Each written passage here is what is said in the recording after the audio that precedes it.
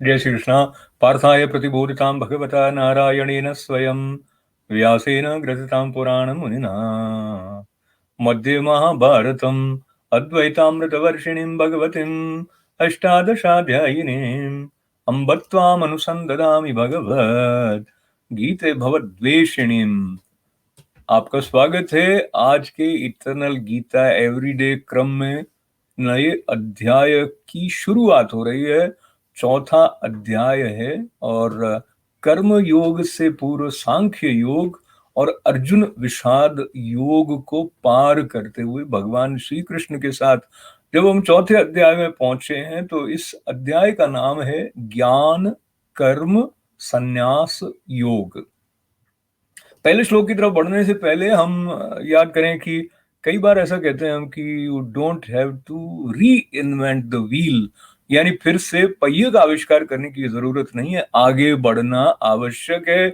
जो कुछ उपलब्धियां अर्जित हो चुकी हैं उनका उपयोग करते हुए कुछ ऐसी बात अलग संदर्भ में ज्ञान के बारे में भगवान श्री कृष्ण स्वयं जिस तरह चौथे अध्याय के प्रारंभ में अर्जुन के पूर्व के प्रश्न का उत्तर देते हुए या उस समस्या उस शंका का समाधान करते हुए पहला श्लोक है चौथे अध्याय का। श्री भगवान उवाच इमं विवस्वते योगम प्रोक्तवानहमव्ययम् विवस्वान मनवे प्राह मनुरिक्ष्वा कवे ब्रवीत।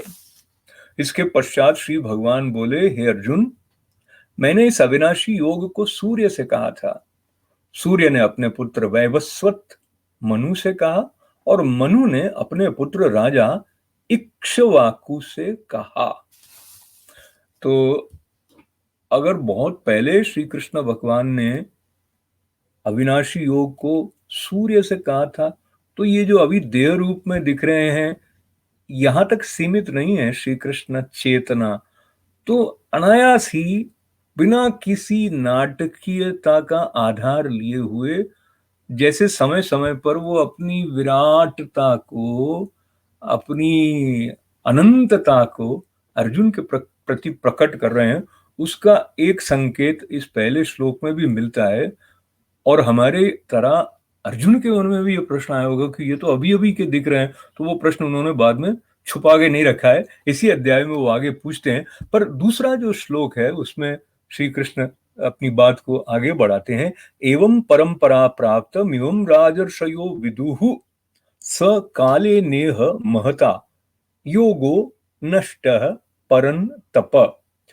हे परंतप अर्जुन, इस प्रकार परंपरा से प्राप्त इस योग को राजर्षियों ने जाना, किंतु उसके बाद वो योग बहुत काल से इस पृथ्वी लोक में लुप्त प्राय हो गया। तो एवं परंपरा प्राप्त म्योम राजर्षयो विदुहु, ऐसा कहते हुए भी एक तरह से अब थोड़ा complimentary word, encouraging words Arjun के लिए जो उन्होंने प्रयुक्त किए हैं, उसमें परंतप का भी जो संबोधन अर्जुन के लिए किया गया है। परंतप उनको इसलिए कहा जाता है क्योंकि वो इतने तेजस्वी थे, इतने ओजस्विता से परिपूर्ण थे कि जैसे सूर्य अपने ताप से किसी को भस्म कर सकता है, इस प्रकार से अर्जुन अपने शौर्य के द्वारा अपने शत्रुओं को भस्म कर देते। इस प्रकार का ताप उनके अंदर था, इसलिए वो परंतप थे। और ये अगर पहले योग था जो कि सूर्य से होते हुए मनु से होते हुए इक्ष्वाकु, तो इक्ष्वाकु वंश को भी थोड़ा सा याद करते हैं क्योंकि ये बड़ा ही महत्वपूर्ण है कई दृष्टि से। और जब हम भारतीय सनातन परंपरा की बात करते हैं तो जो जैन तीर्थंकर हुए हैं पहले, ऋषभ देव जी और बाकी के 20 अन्य तीर्थंकर भी, बताया जाता है कि वो इक्ष्वाकु वंश के थे। और गौतम बुद्ध को भी इक्ष्वाकु वंश का कहा जाता है। और भगवान राम स्वयं ये इक्ष्वाकु सूर्यवंशी है। तो इसमें गांधात्री, मुचकुंद, अम्बरीश, बाहुबली, हरिश्चंद्र, दिलीप, सगर और रघु, ये सब राम जी के वंशावली भी इक्ष्वाकु वंश में आती है। यानी ये उस योग की बात कर रहे हैं जो पहले से था और फिर बाद में वो परंपरा से जो चलता रहा तो वो धीरे धीरे नष्ट प्राय हो गया। तो एक प्रश्न ये होता है कि जो मेधा अद्यावधि चली नहीं है, उसको पुनः उस बुद्धिमत्ता कह दें, उस ज्ञान को अर्जुन के प्रति वो क्यों प्रकट कर रहे हैं, इसके बारे में थोड़ा संकेत तीसरे अध्याय में भी किया है। और सूर्य भगवान को ही अपने साथ रखते हुए यदि हम ये देखें कि जब हम निष्काम कर्म योग की बात करते हैं तो कोई मनुष्य योग का आलम्बन लेते हुए कर्म करने की उस विधि को अपनाता है जिससे उसके आंतरिक घर्षण से वो मुक्त रह पाता है, जिससे कि वो संताप से मुक्त होकर कार्य कर पाता है। परिणाम क्या हो इसके प्रति उसकी आसक्ति नहीं होती है। तो वो जो एक घर्षण रहित कार्य करने की स्वतंत्रता उसको मोक्ष के लिए अधिकारी बना देती है। उस दृष्टि से भी यदि हम सूर्य भगवान प्रतिदिन नियम से प्रकट होते हैं और उस सूर्य के प्रकाश में कौन क्या करता है, चाहे कोई तपस्वी अपनी तपस्या में रत रहे या कहीं कोई अलग प्रकार का कर्म करे, या तो वनस्पतियां लहलहा रही हों या कोई मिल चल रही हो, इस सब से, या कोई पंछी उड़ रहे हों कि भाई सूर्य उग गए हैं, या कोई सूर्य भगवान को अर्घ्य दे रहे हों, या कोई निद्रा में ही हो, सूर्य भगवान इस सबसे अप्रभावित रहते हैं। वो अपने तेज में ही मगन रहते हैं। उसी प्रकार से जो निष्काम कर्म योगी है वो कर्म के फल को लेकर अपनी आशा निराशा, अपने भीतर किसी तरह की कुंठा को बढ़ने नहीं देता है। तो वो जो एक मुक्त रहकर कार्य करने वाला भाव है, वह दृष्टि जिस प्रकार से इस योग में जो कि श्री कृष्ण अर्जुन के प्रति प्रकट कर रहे हैं वो है। इसलिए इसका एक जो शाश्वत मूल्य है, उस कारण ये जो लॉस्ट विजडम है योग की, उसको रीगेन करने का, उसको पुनः प्राप्त करने का महत्व है। और इस दृष्टि से यदि हम एक और महाभारत की कथा से प्रसंग याद करें, ययाति राजा का, आप में से कुछ लोग परिचित होंगे। और जैसे बिजली का आविष्कार हुआ एडिसन के द्वारा, तो हम सबको पता नहीं है कि किस तरह से बह रही है और कैसे हमारा बल्ब जल रहा है, पर हम उसका उपयोग कर रहे हैं। अब ये जो कुछ भी रिकॉर्डिंग हो रही है आप तक पहुंच रही है, इसमें भी विद्युत का उपयोग हो रहा है। तो हम उसके रहस्य को नहीं जानते पर उसका उपयोग करते हैं।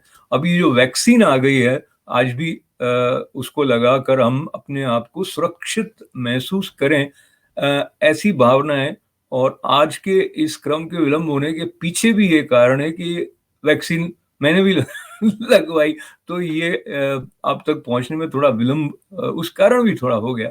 पर वैक्सीन का मतलब एक प्रकार की सुरक्षा। तो ये जो आंतरिक दृष्टि से नित्य सुरक्षित रखने वाला ज्ञान है, ये एक अलग ये अलग प्रकार की वैक्सीन है। तो ये जो ज्ञान वाली वैक्सीन कह दीजिए, जिसका एक अलग स्तर का गरिमा युक्त महत्व सदा बना रहने वाला है, उसका संकेत ययाति के जीवन से हमें कैसे मिलता है। बहुत संक्षेप में स्मरण करें तो उनकी भोग के प्रति जो रुचि थी, रस उनको आता था, वो चाहते थे कि वो युवा बने रहें। और अपने मित्र इंद्र की मदद लेकर जब उन्हें ये पता लगा कि यदि कोई युवा उनको अपना यौवन दे देगा तो वो दीर्घ काल तक इस तरह भोग में निरत रह सकते हैं। तो कुछ इस तरह की बात आती है कि उनके 8वां पुत्र जो था वो इसके लिए तैयार हो गया। तो बाद में उन्होंने बहुत भोग किया और उनको जो बात समझ में आ गई, वो जब वो 100 बरस के बाद में अपना सब कुछ राजकाज छोड़कर जाने लगे, तो उनके पुत्र ने कहा कि आप तो धन्य हैं, आपको कामोपभोग समाप्त होने पर कोई निराशा नहीं, जलन नहीं। और ये जो संदर्भ है, ये आनंद मीमांसा पुस्तक स्वामी श्री ईश्वरानंद गिरी जी की महाराज में जैसे आया हुआ है, वहीं से मैं आप तक पहुंचा रहा हूं। तो उनके पुत्र ने पूछा कि आप स्वेच्छा से सब छोड़ रहे हैं? तो आप उन्होंने कहा मेरे को जो देखना था मैंने देख लिया। तो चूंकि उसने तो अपना यौवन दे दिया था पुत्र ने, उसने कहा मैं तो देख नहीं पाऊंगा, कृपा करके आप मुझे बताइए कि क्या देखा आपने। तो उनका एक प्रसिद्ध श्लोक है, यद पृथिव्याम ब्रीहि यवम हरिण्यम पशवस्त्रियः नालमेकस्य तत्सर्व इति मत्वा शमम व्रजेत। तो उन्होंने कहा कि पृथ्वी में जितने अनाज और धन है, जितने पशु और स्त्रियां हैं, वे सब एक पुरुष को मिल जाए तब भी पर्याप्त नहीं, अलम बुद्धि नहीं आएगी। इस बात को जानकर अपने मन को शांत अकामहत रखना। तो जैसे कि पहले हमने बात की कि एडिसन ने एक बार आविष्कार कर लिया विद्युत का, तो बाकी सब अपनी बत्ती जला लेते हैं। इसी तरह से स्वामी जी कहते हैं कि जो ययाति ने भोग का मानुष आनंद पाकर अपना अनुभव जो बता दिया, तो उसको सामने रख के हम स्वीकार कर लेते हैं, हम उनके अनुभवों से शिक्षा लेते हैं। तो ये जो शिक्षा लेने वाली बात है, इसको हम आगे श्रीमद् भगवद गीता का आधार लेते हुए गुरु कृपा से कल फिर जारी रखेंगे। और ये जो रीगेनिंग लॉस्ट विजडम का क्रम है, भगवद गीता माता के चरणों में बैठकर उसमें आपकी सन्निधि का जो आनंद मुझे प्राप्त हो रहा है, उसके लिए आपका बहुत सारा धन्यवाद करते हुए ओम पूर्णमदः पूर्णमिदं पूर्णात् पूर्णमुदच्यते पूर्णस्य पूर्णमादाय पूर्णमेवावशिष्यते। ओम शांति शांति शांति। जय श्री कृष्ण।